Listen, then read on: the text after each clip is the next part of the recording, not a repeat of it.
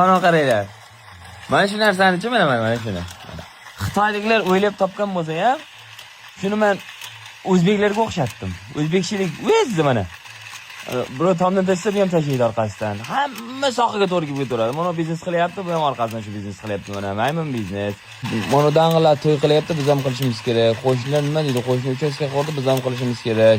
Agar mana nozimdek qilsang, qishloqdagi qarindoshlar gapiradi, shuni qilish kerak mana. Ko'ringizlar? Keyin odamlar nima deydi? Mana unday qilmasak, hozir hamma shu ishni qilyapti, biz ham qilishimiz kerak deydi mana. Ko'ringizlar?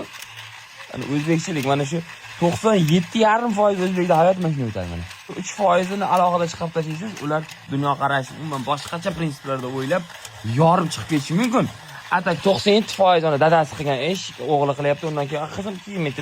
Voy, o'ylay, bittasi ketdi, mana shu 3% degan mana shu.